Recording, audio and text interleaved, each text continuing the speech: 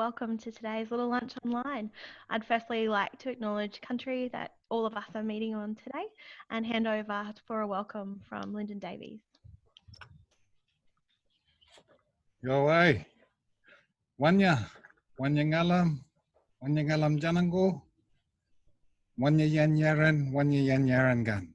Kari nina nami jojo mo birono, kayan man murangai jagun gun ganyon go, biriana naju barnji jimi, chakan baran no juno jundul goji. Wanya ngalam. Hello, sorry about that. Just talking a bit of language there for the translator, sorry. But just to translate basically what I was talking about there, I was just saying welcome to everybody. Wanya is the word for welcome in the Gubbi language. And welcome all the good spirits, female and male. And welcome all the good people. Ancestors... my ancestors walked this land for countless generations, looking after the land and following the seasons. And I'm just grateful to be able to speak on their behalf and to use the ancient language of this ancient landscape, Gubbi language. And my family, Malula clan, Maruchi clan, and people know Malula Bar, talks about the red-bellied black snake, and Maroochydore is a representation of the black swan.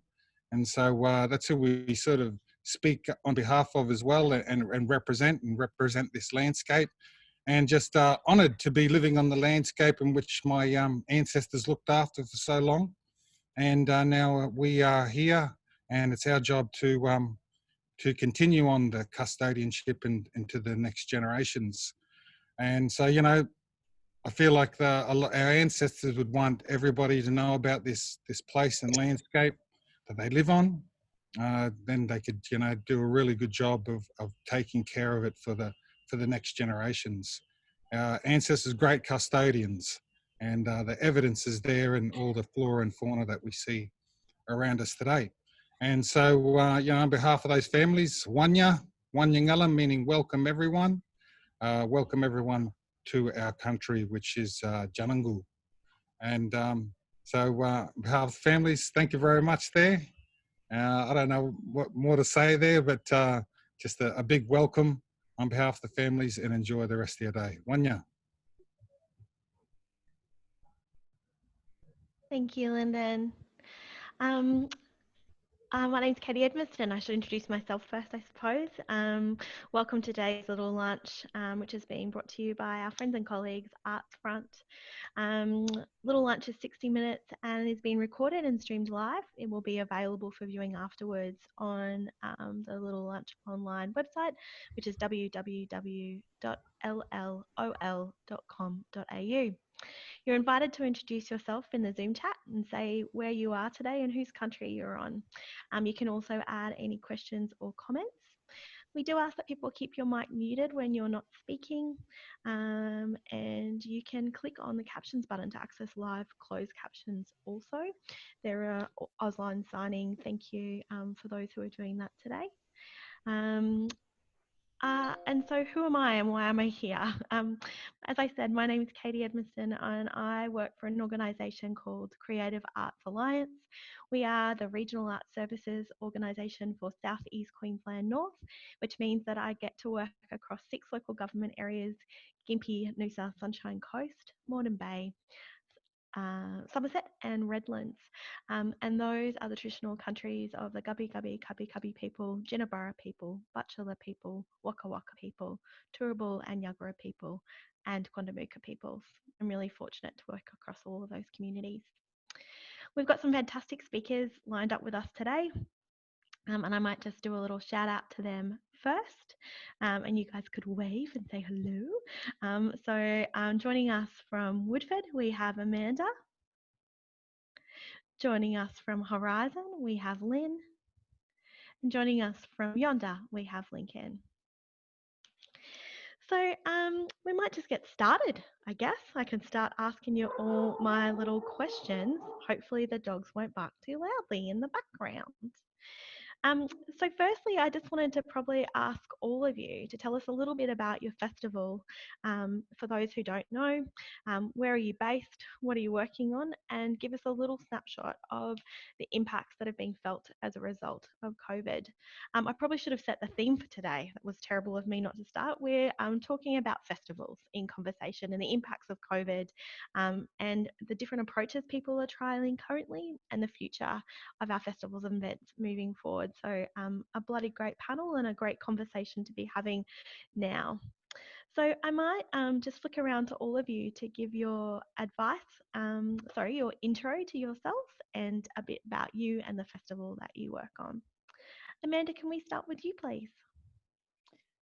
Yes, thanks, Katie. So Amanda Jakes, I work on the Woodford Folk Festival, the Planting Festival, Artisan Camp, and Festival of Small Halls. Also this year we were doing a Year of Scotland in Australia national tour. As with most of us in this session, our forward year looked drastically different in March. We had to cancel 4 national tours, all of the Festival of Small Halls tours. We were touring both in New South Wales and Victoria at the time.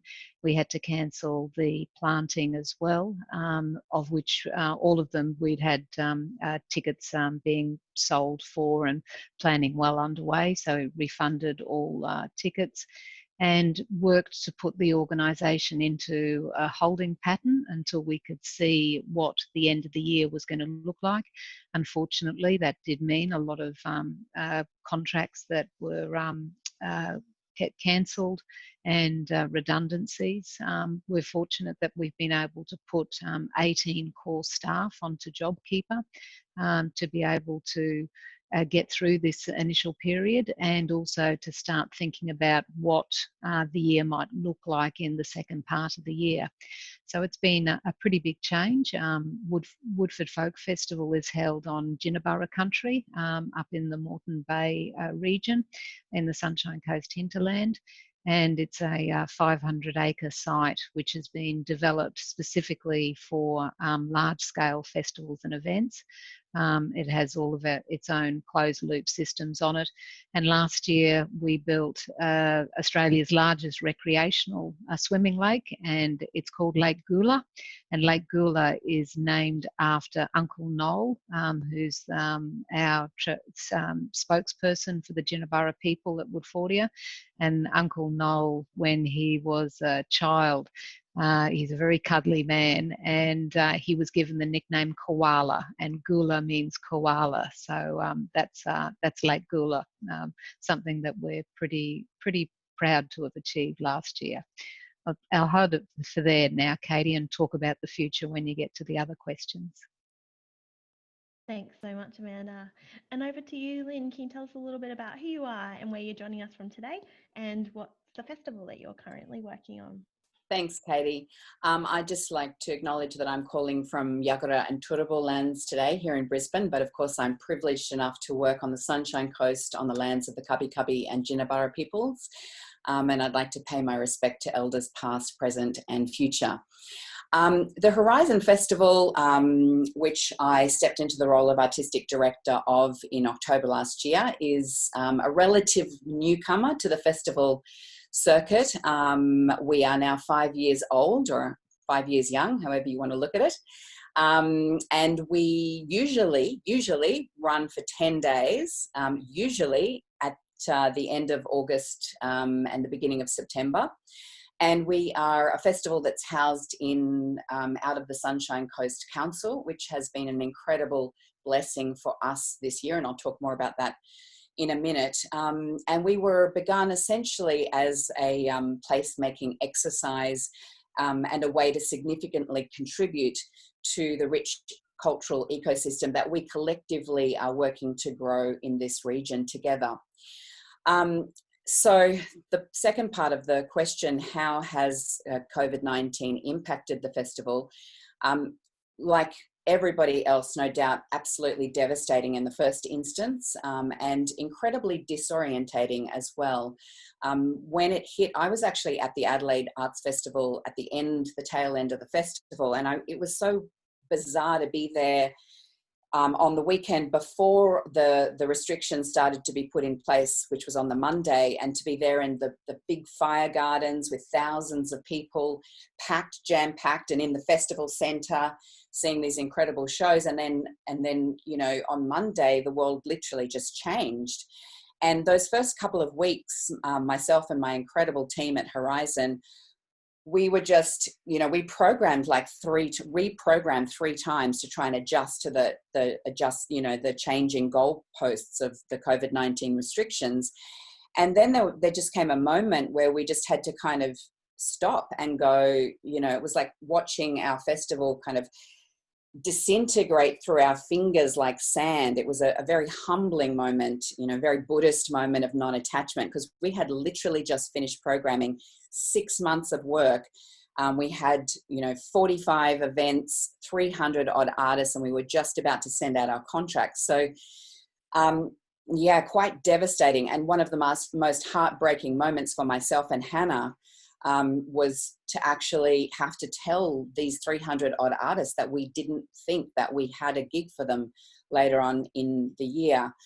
But then, of course, it afforded this moment, the grand pause as it's been called, to just take a moment to stop and reflect and to go, okay, what next? And, you know, like all the other festivals in Australia, we essentially had 3 options. We had the option to cancel, we had the option to go online, or we had the option to kind of hold, pray to the festival gods and, you know, come up with a plan A, B, and C and potentially modify.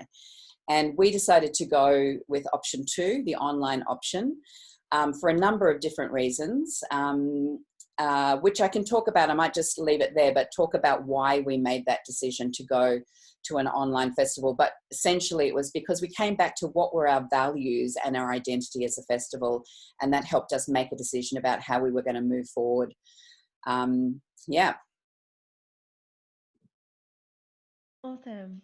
And Lincoln, to you, tell us a bit about Yonder and other events that you do around Southeast Queensland, and some of the impacts that have been faced by you, particularly as an independent producer of events.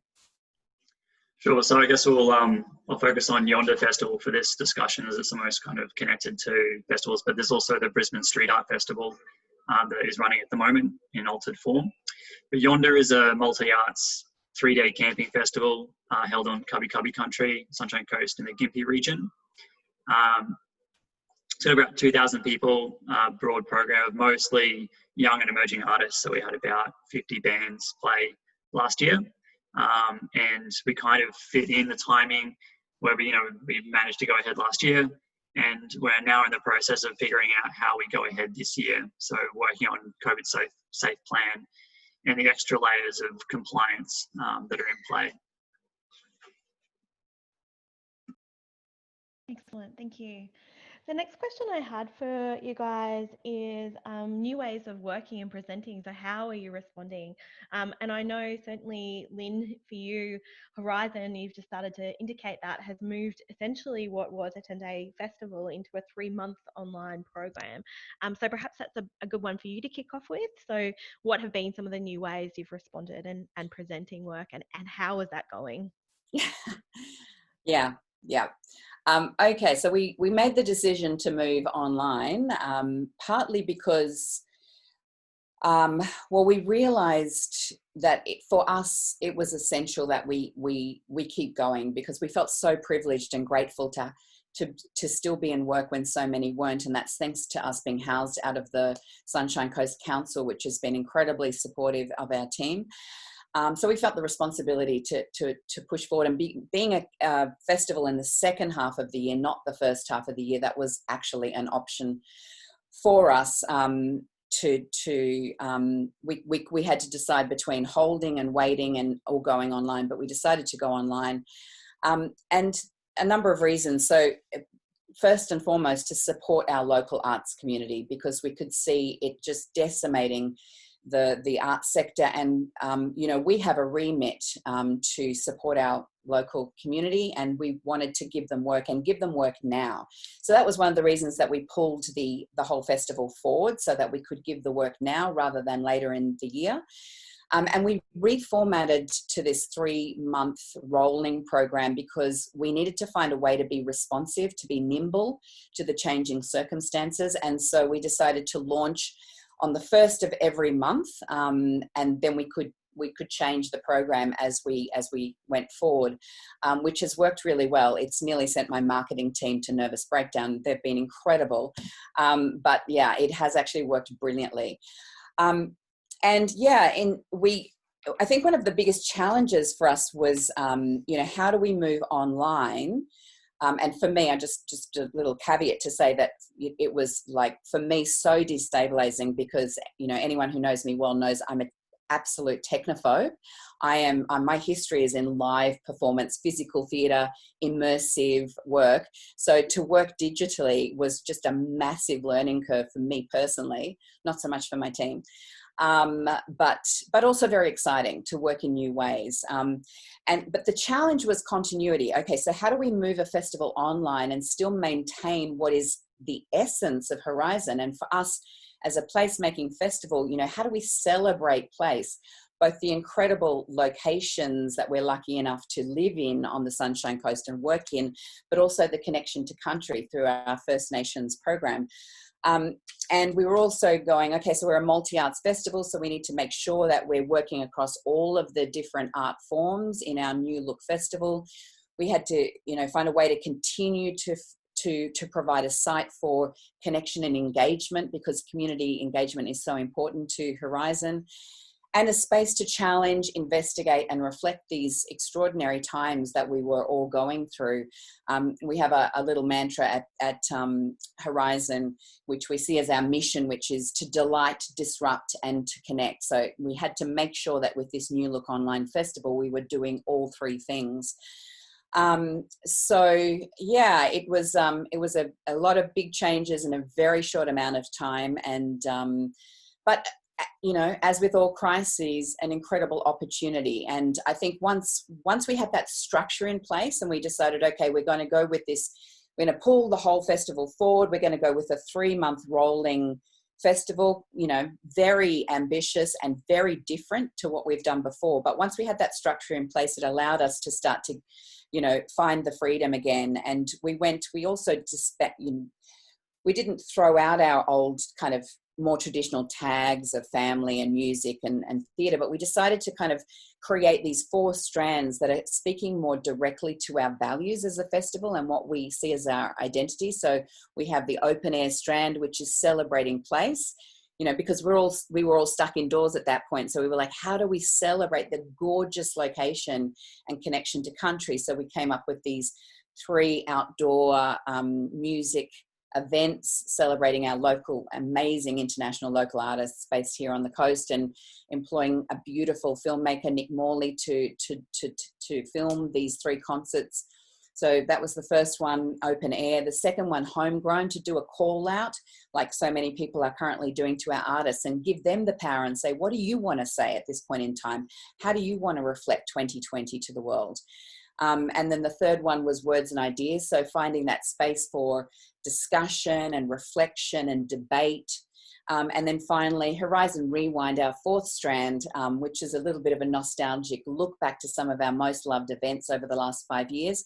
And we invited the artists who had created them to come back and work with us to create a series of videos to celebrate those events. So they're some of the quite significant changes that we've made over the last 4 months. Great.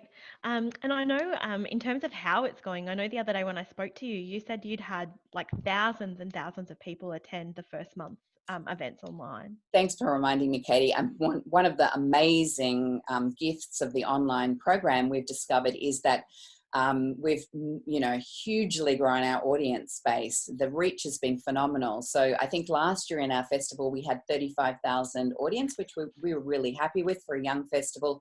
In our first month alone, we had 20,000 audience, and we had 9,000 for just one event alone, Katie Noonan and Louise King's open air concert. And because we've housed all of our events on our website, people will be able to continue to engage for the next, the whole 3 months. So we expect those numbers to continue to rise. So such a brilliant exercise in getting the word out there about, the amazing stuff that Horizon and our whole team are doing. Yeah, it's very interesting, isn't it? And I'm keen to talk about that idea of growing audiences in this period when we're accessing different types of folks who might not have otherwise connected to us. I really loved that you talked about that idea of keeping going and the responsibility that you have to artists. And I know that certainly that was something that I felt very strongly through this period.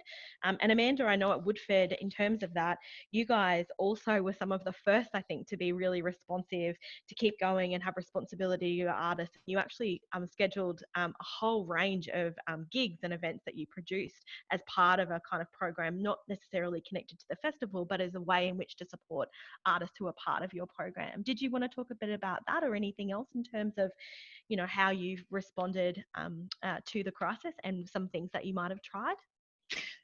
Yeah, certainly. Thanks, Katie.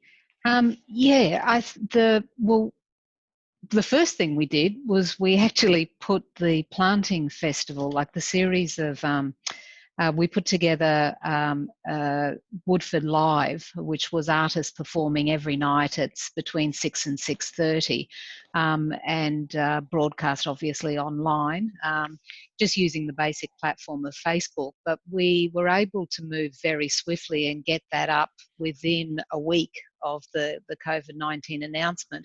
And we basically put all of the artists who we had just been about to sign contracts with for the planting festival. So that whole series, first series, was every artist, and with the goal of making sure that that each of those artists got at least a minimum amount of $600 as a contract fee. So that was the first thing for us to do, and to move very fast, and while it was in everyone's thought. So that was great to be able to do that, and probably just from what we'd been doing with live broadcasts from Woodfordia during the Woodford Folk Festival, we were able to move into that space fairly quickly. So that was excellent. But we certainly knew that was just an initial reaction, and not something, wherever that platform's going to go, it's going to need to innovate and not just be how it's been used previously. I think that, one of the real shocks that has come is just the amount of planning and replanning for our events. And I'm sure this is with everyone. And, Lynn, you've just touched on that before, but like the number of variations that we've gone through about what the Woodford Folk Festival could look back. We've gone through, an 80% scaled back, a 70% scaled back, a 60, a 40, a 30, and it's like, it's actually ravish. It's quite destructive, like pulling this apart. And then you're back to that creating, and you're actually putting it back together again, and then in smaller form or in different forms. So it's been, when you talk about Buddhism, it's been a very much a let go of process, and then a rebuilding process. So it's certainly been a stretch. One thing is, we're very fortunate that our team, that we were able to, keep the team going with that JobKeeper, so we could be reimagining and looking that, but also just helping to get the grass cut of the 500 acres. We put together a team of land volunteers that have been out doing a few days a week and helping out with that. And it's great. There's nothing better than to, get onto Woodfordia and have a walk around and get back with the animals and nature. And it reminds us about, why we're all doing this. So the reimagining, we're still at the moment in that. We're not far off making a final announcement. We're getting pretty close. We've been thinking about a different type of offering. So I suppose if you think of Woodford as being this, Woodford Folk Festival as being kind of this really deeply layered, intense week, instead of maybe that intensity and that size happening for that shorter period, how can we do something over a longer period? But for us, we're trying to look at something where we can still bring the community back together. At its core, Woodfordia and Woodford is a community celebration model. And whilst we have the land and the ability to imagine different ways, and because of its vastness, we're really trying to keep the option of being able to have a come together in person.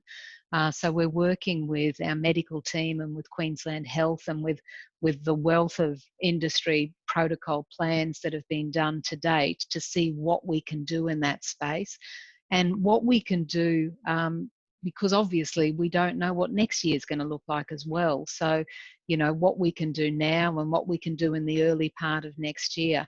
So we're really taking the time to try and get something that we think is an appropriate response, something also that obviously, everyone has been financially impacted with this as well as socially. And, we have to imagine where people are at and what they can afford to do. So that is very much front and centre of our minds.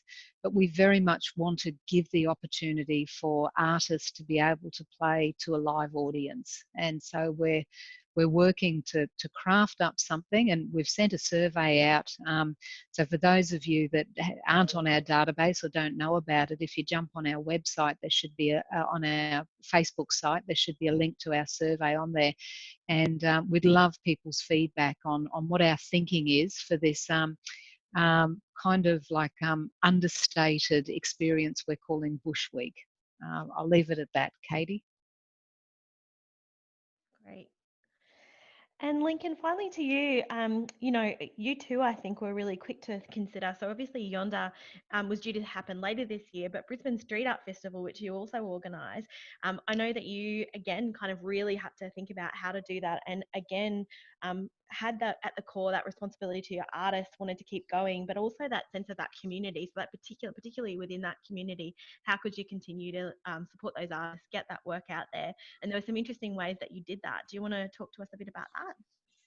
Sure. So our team works across Yonder and the Brisbane Street Art Festival, as well as Superordinary. It's like a new art space in the Brisbane CBD. So we kind of, there are multiple festivals, but the same team, we work across all of them. And the Brisbane Street Art Festival was due to run the first 2 weeks of May, which was obviously right in the middle of some of the worst of the shutdown. So we had to cancel pretty much the entire program, but half of that festival is installing large-scale public artwork, which we realised that we could still do.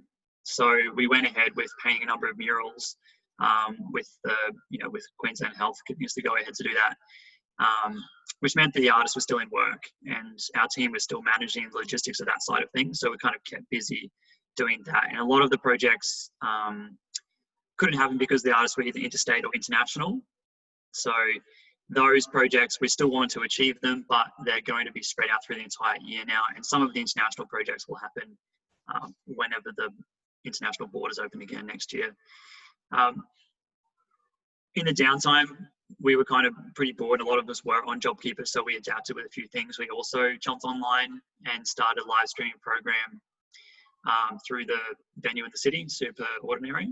And one of the projects we're doing now is a monthly arts late show for Brisbane, where it's kind of like a typical late show format, where we have the event space in the venue has been converted to a studio, and we have a feature band, a number of interviews and things, so you can check it out online, super late. So I guess we're just, a pretty resilient team. We're used to having a lot of challenges in the way of running a small festival, but being small, we're generally more, we can respond pretty quickly. And in our case for Yonder, we decided not to put too much work into the festival this year until we knew what we could do. So only now, with the COVID safe plans being released and a bit of a pathway laid out to us, we're starting to put that work in. And the festival itself is going to adapt quite a lot in terms of layout, where we have a very large site for Yonder, which means we can spread out and experiment with different ways of doing things. Excellent. So I'm interested, you've all started thinking about what this means for your own festivals. I suppose given the recent events in Melbourne and, you know, they're looking at closing things back down again down there, do any of you have kind of any sense about what this means for festivals, for the future of festivals and events generally, both locally, nationally and internationally? Any kind of thoughts about that at the moment? What are going to be those ongoing impacts? Lynn? Yeah, I'll kick off. I've been thinking a lot, as I'm sure everyone has, about the what next, and talking to other festival directors constantly about 2021 and our festivals for next year and what's going to be possible and, you know, where we're moving. And obviously, you know, health and safety regulations and risk management have to come to the fore.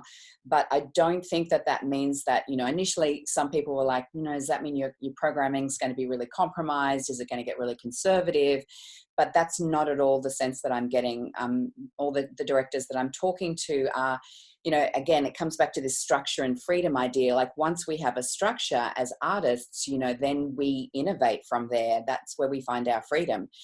So you just have to look at, you know, what Sydney Festival and Darwin Festival, their decision to go local and homegrown and to celebrate, you know, the artists that we have here in Australia. Melbourne Festivals, the Rising Festival, their announcement, you know, they're rethinking old models and that amazing commitment to take the $2 million and to do this call out to festivals. And I think their wording was they didn't want traditional works, they wanted artistic experiences, rituals and ceremonies that used the city as the stage. I was like, yes. So I think we're going to see a lot more site-specific work, a lot more outdoor work, a kind of a redistribution, potentially, the power going back to the artists rather than, you know, it being here with the festival organisers to actually, so, you know, readdress that balance. I think next year is going to be, you know, festivals are going to be a space for reconnection, rejuvenation and rejoicing. And by that, I mean reconnection, kind of finding ways to come back to our communities, our neighbourhoods. I love the, you know, Brisbane Festival's cul-de-sac concerts. I've already put my hand up for my street. Rejuvenation, you know, that's about us as artists acknowledging our role in healing, helping people find meaning and heal from this quite, you know, traumatic, for many people, traumatic year. And to rejoice, you know, I was talking to John Kotsis and he said, God damn, everyone's going to need a big party next year. So, you know, I think there'll be a lot of celebration happening. And I think we'll see more intimate performances.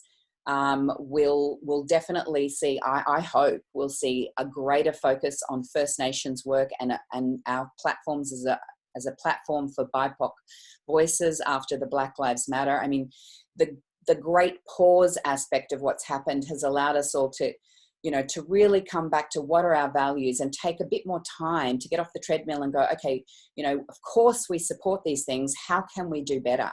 How can we, you know, find mechanisms to better, you know, let these voices be heard? So, you know, I'm definitely a glass half full girl, and I'm really excited to see the what next in terms of the future. Great answer, thank you. Lincoln or Amanda, any further thoughts for you guys on that? What do you think it means for everybody else? Where are we moving to? What's the future? Well, I mean, I'm a bit like Lynn in the sense of that, you know, where the future is going to be a bright place because of the incredible people in the arts and events industries that are going to make it that way, and the artists. I feel like, you know, all of us have been on a treadmill for a long time, and creatively within the spaces that we work at, you know, rewarding and nurturing, but certainly the the the influx of work and the influx of emails and the influx of everything that needs to get done, it really is been a very busy pace of late. And COVID-19's interrupted that, and we all have to take this opportunity and make something of it that has a long-lasting impact on us as a humanity. We can all do better. And I think that people, we're up to rising to this challenge, and I think the key is going to be to maintain a peacefulness moving forward as well, to take stock and take the good things out of this pause, but take them with us into the future and don't just have them for this moment. So I think it's exciting. I'm concerned about contracts for artists moving forward. I'm concerned that, already the robustness around their employment and ongoing employment and guarantees about roles. I mean, people's contracts were just completely cancelled.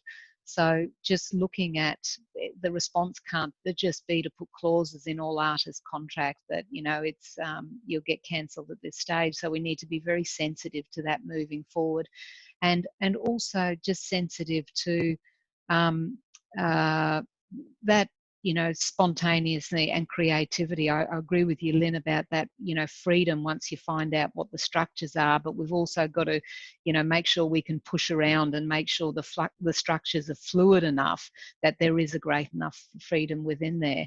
But I think I'm very positive about the future, and very positive, just hearing what Horizon and what Yoda are doing, and knowing what the other great work that's getting done out there with festivals. It will be an exciting future.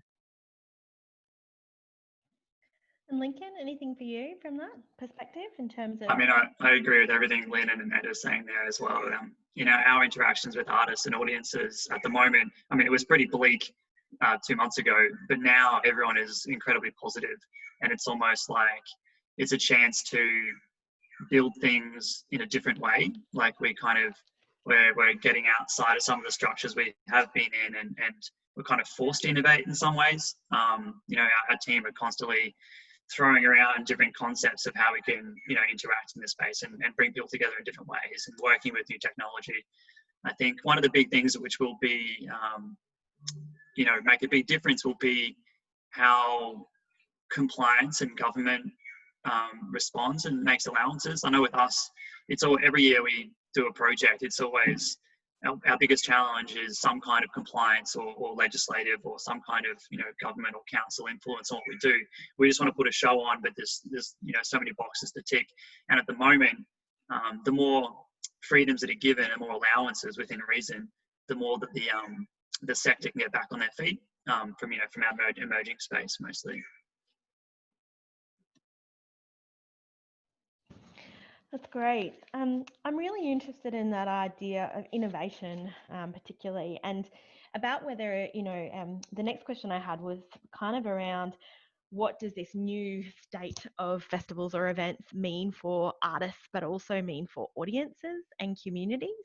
And we started to talk about this a little bit before around that idea of access to new audiences or different audiences that we might not have accessed before, even if that might be international. It could be also really hyper local. So those things that happen when you have an event happening in a cul-de-sac at the end of your street, that kind of accidental interaction with arts and culture that maybe we kind of miss, if we're kind of all pushing to those large gigs. So I'm interested, I suppose, in, how do artists respond to this new, it's probably a two-pronged question, sorry. Feel free to answer however you like. How do artists respond or engage in this new type of festival or event? And also, what does this mean to communities and their access to arts and culture? Anybody? Yeah, I can go. I think it's I can only really speak from our organisation, but it's once again trying to put that framework together, and we've been talking with a few artists about different ways that they might be able to think of maybe more a season within it, within Woodford, rather than a show. So looking at things like that, I think, I think it's a bit early for us to say too much at the moment, just on how they're going to engage. But we are going to be looking for, continue to look for opportunities for co-creation, continue to look for opportunities for artists to be able to bring new work. Initially, probably we'll be talking to a lot of existing Woodford audiences, but as it evolves, and I think as other festivals reach out to new audiences, great, Lynn, to hear that take up of the first month with Horizon. But at the end of the day, as each festival's broadening their audience, that's only going to benefit everyone. I mean, at the end of the day, like we've always said, like the TV is the actual competitor at the end of the day, and it's what we're all working towards, to get people away from that and actually have those real experiences.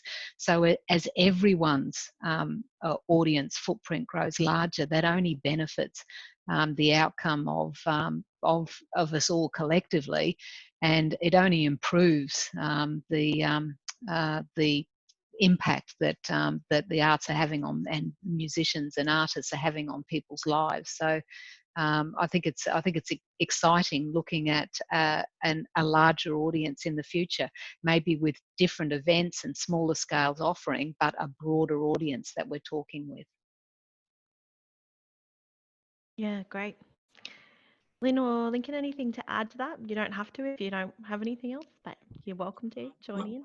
One thing that we've been experimenting with is we jumped on the live streaming bandwagon, and there's a platform called Twitch, which is like the world's largest streaming platform, and it became massive through video gaming. So most 99% of what is streamed on that is video games, and that's a incredible amount of streamed hours goes through that.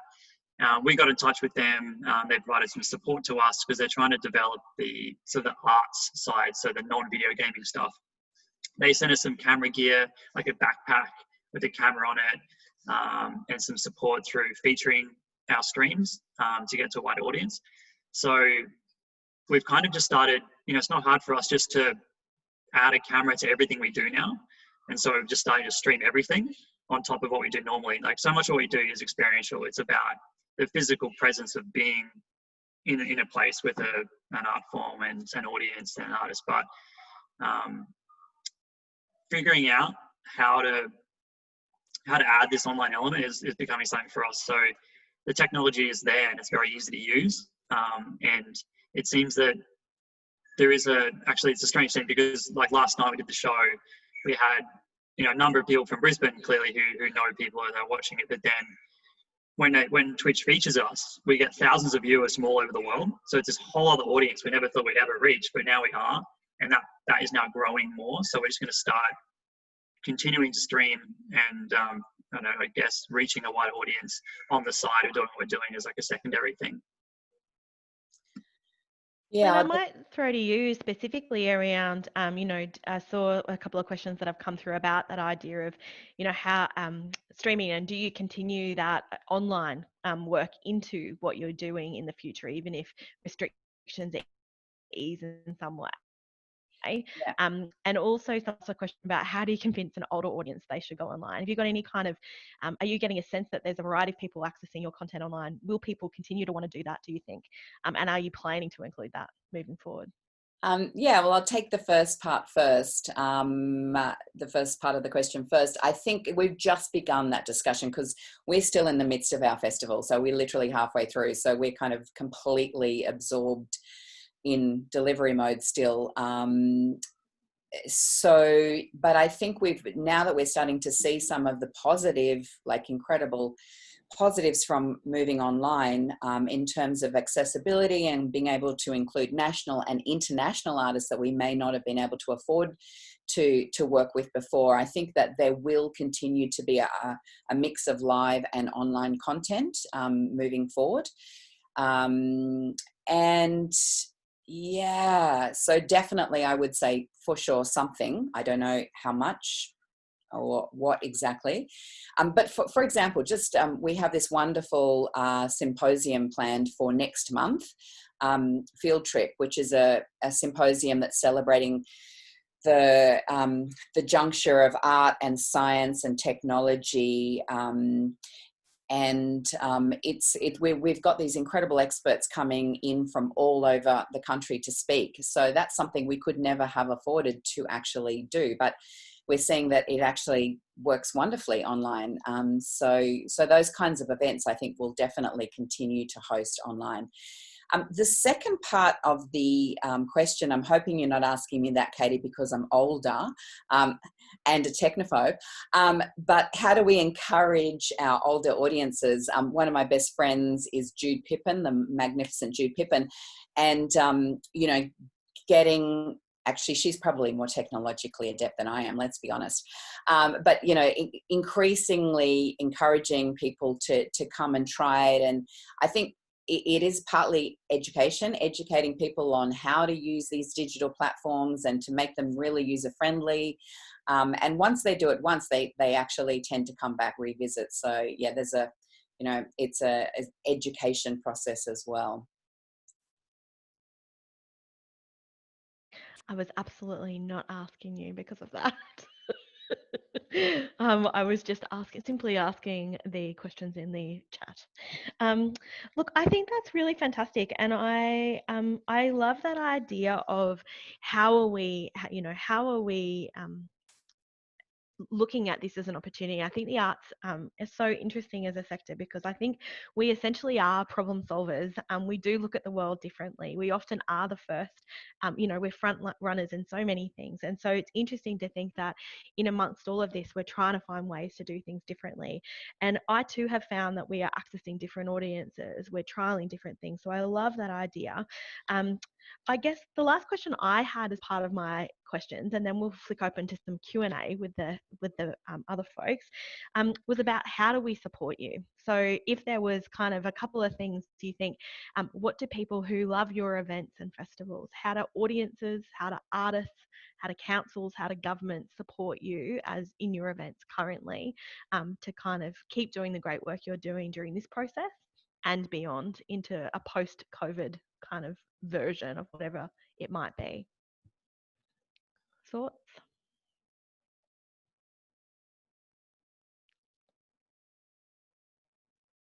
Amanda, I think you're muted.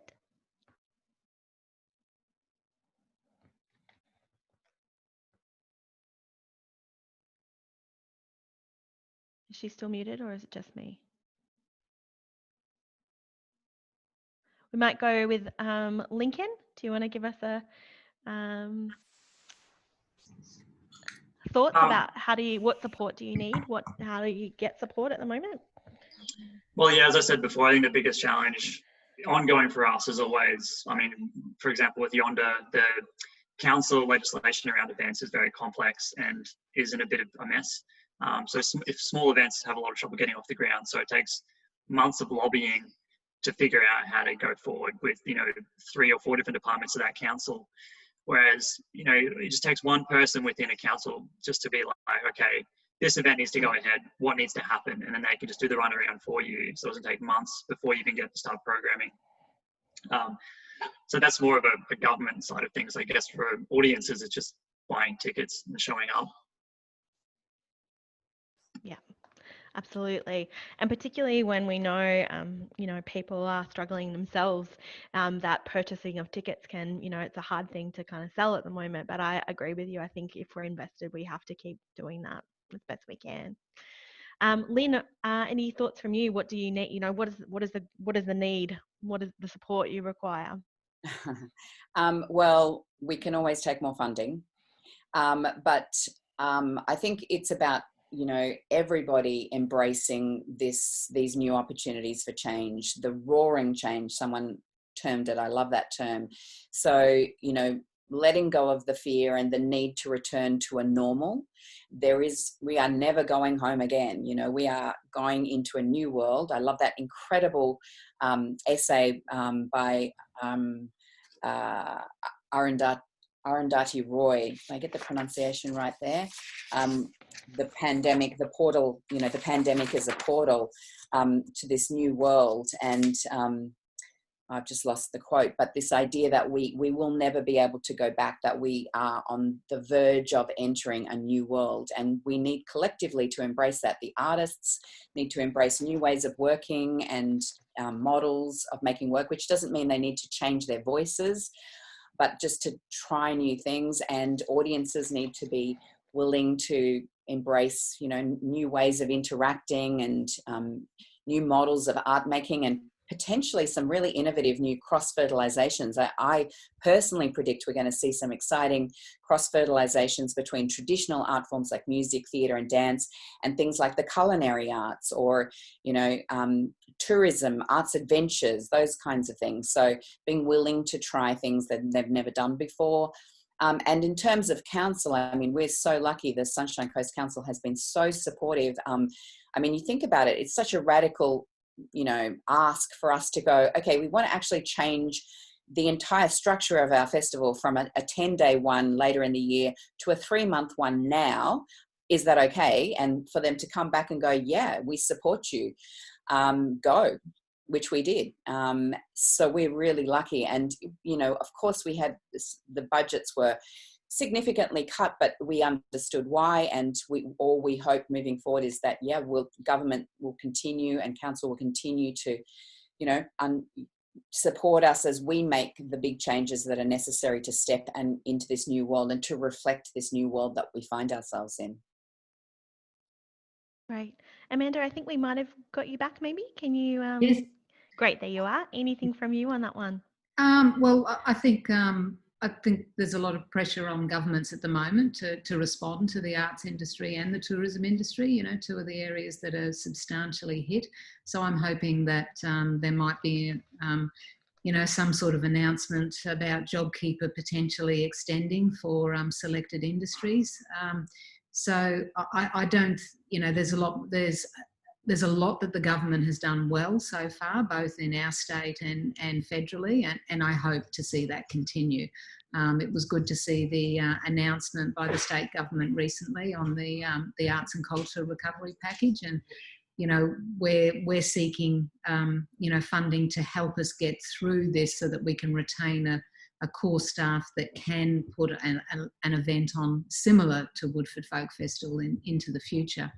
But as Lincoln said, how people can support it is really buying tickets, coming and being part of it, coming and supporting the event, supporting the artist by showing up. So if we can all do our bit that way, we can all get through this.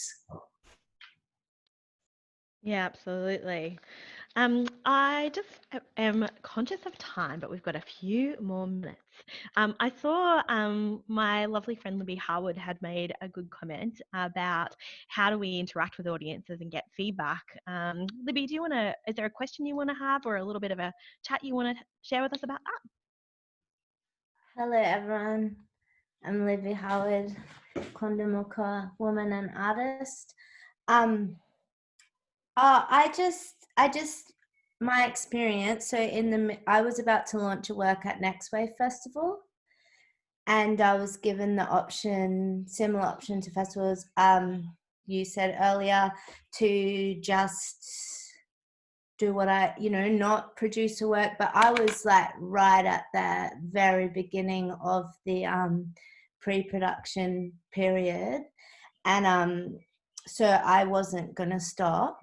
And I just kind of adapted, which was really good, and spent the whole of COVID in production mode. And I produced a series of films which are on my website currently at the moment. I'm probably going to take them down. Haven't made specific decisions around that, but I will want to show them in spaces in the future, so they won't be permanently there. But one of the things that came up for me about that was when you work in isolation anyway, and I worked intensively in isolation during COVID, and then you release the work online, it's a very different experience. And I was lucky because we could have 5 people over. So I had 5 people over. And then I didn't know if people saw it or didn't see it. The reactions to the work dribbled in across a few days, across a few weeks. And I really had to coax out that critical feedback that I really thrive off. And I still haven't exactly, I came up with an idea that I haven't really moved on, but it would have been good if it had been held by a festival or a body that could say, okay, we have a number of works, let's get the artists talking to each other and give each other feedback and watch each other's work, because I really missed that critical feedback that you get from exhibiting, as well as all the love and excitement and relief and all that stuff. But yeah, I think there's something that we can just be aware of when you're producing festivals. Yeah, it's interesting.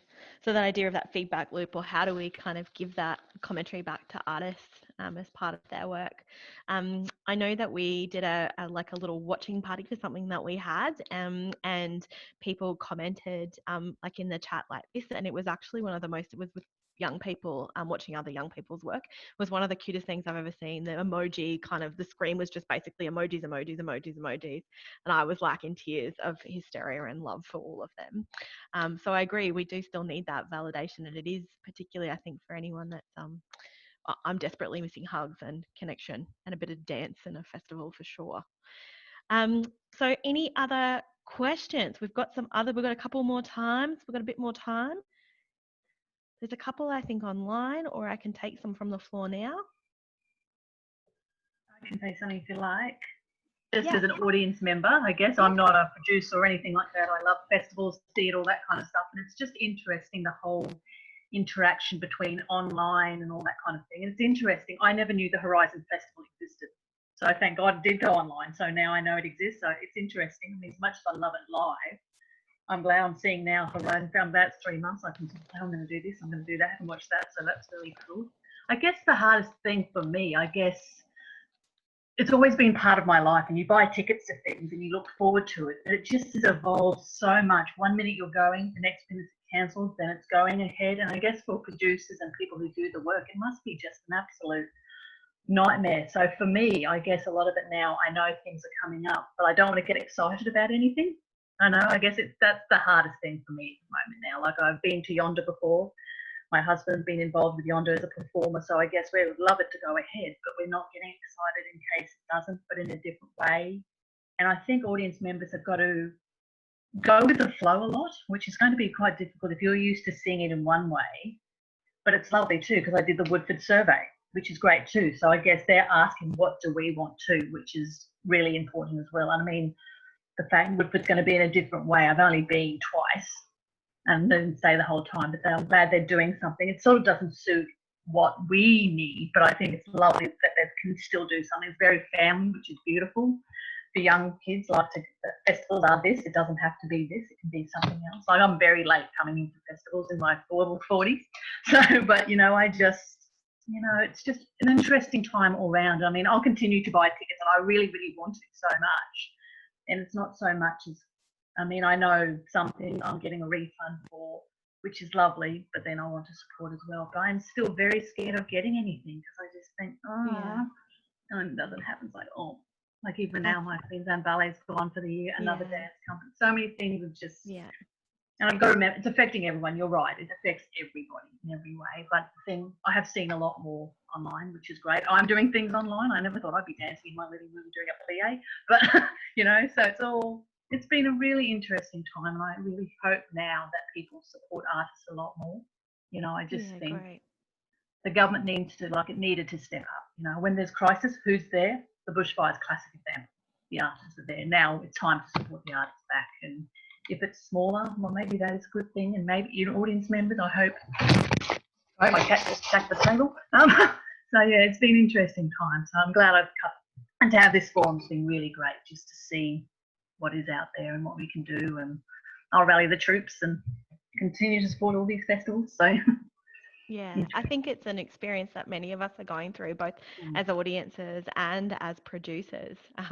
It is a trying time, and actually, that's probably an interesting question, a whole other conversation about mental health and well-being and how everybody's going in the sector. To be honest, we could probably, that can of worms might take a little while to unpack, so maybe we'll I leave feel that. for Megan. But I think it's definitely been a lot.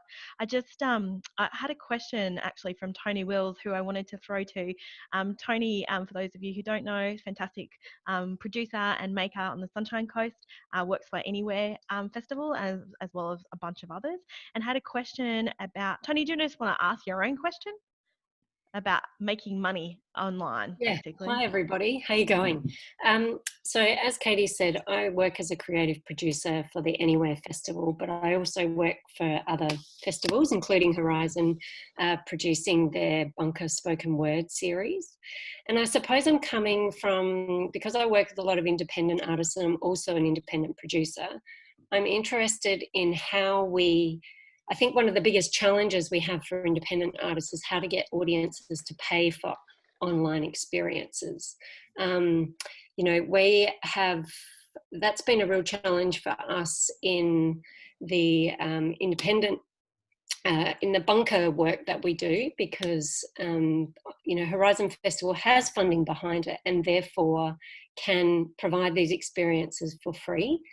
I think for independents, it becomes a lot harder, especially when there's added costs with live streaming or to get sort of really good quality live streaming events happening. So I'd be really interested to hear about people's thoughts on how we can get audiences to pay for online stuff, especially when the presumption is that everything happens for free, and how major festivals can also assist the independents to, school audiences perhaps by not just giving everything away. I can. We're trying to figure that out at the moment. I think it's something that's going to be integral now, and it's possible. As in video gamers make money by streaming online, and I think looking at that, what they've done and how they succeeded with that, might be a way for the arts to kind of respond. And it's two ways. One is a subscription. So if you follow an artist or a festival or an organisation, and you pay a monthly fee, and they provide just content, and content you can only access if you're subscribed. The other, particularly for artists, is like a similar format, but it's there's a few, I can't think of the big one, but there's a few platforms online where you basically sign up to support an artist, so you subscribe to them as an artist, and you provide $5 a month or more. Jaguar Jones, Dina Lynch is an example, who's done it really well. Her platform and the monthly income she takes in from fans just trying to support her is working for her quite well. So I think there is some opportunities there. Can I just ask whether there's some kind of capacity, this is probably more directed towards Katie, about upskilling artists on how to track online audience engagement? Like, that might be one thing, but also about getting some insights from these people that have been successful with things like Patreon or, Jaguar Jones, finding out like directly from these independent artists how they've done it, and whether that's something that might be a workshop or just an interesting idea. Sure, we can. I'll say yes. Yes, Yep. yes, always say yes, babe. I do always say yes, don't I? And then I get myself in trouble because I've said yes to too many bloody things. Yes, I reckon that's a great idea. Sure. Let's make it a topic. Can I make an observation? And that is to have a look at some of the other areas, the non-arts, non-festival areas. Have a look at what all those charities who used to put on big charity nights to raise money, and there were the major fundraisers for the year. And a lot of those are now doing that. They're doing it online, but then they're sending boxes full of food and drinks and things out. So when people join them online, they open up their boxes and they take part in the event in their homes or in small groups, where all the entertainment, all of the fundraising, raffles and all the things they do are online, but they've got their own little party packages which are arising. there and have a look at what the incredible success. Has anyone come across cheese therapy?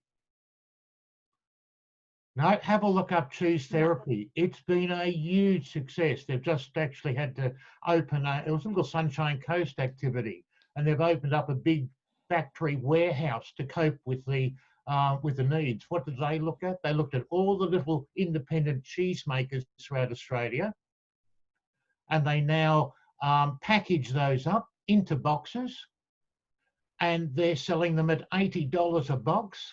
And they're actually keeping these little independent cheesemakers in business. You know, they're helping them through all of these tough times. So there are some examples of people creatively finding ways to help independents, but also help marry in that online versus in-person experience that you can have. I love that the one who can't eat dairy knew about the cheese boxes. I don't know what that says about me, but I've seen those and I was all about them, but I can eat none of it. So interesting. Nonetheless, on that note, I've been told I have to wrap up. We could have this chat for ages, and I would encourage you to do so. It has been excellent to have all of you together. Thank you to my amazing panel of guests, Lynn, Lincoln, and Amanda, and thanks as well to Lyndon, who welcomed us today. Thanks to our hosts, Feral Arts, Arts Front, for your support.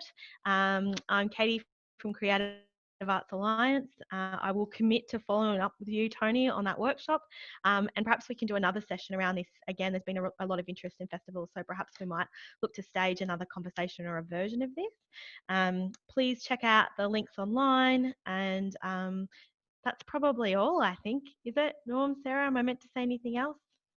No, that's it. Hang on for a yarn if you want to offline. Thanks, Katie. Thanks, everyone. Thank you, everybody.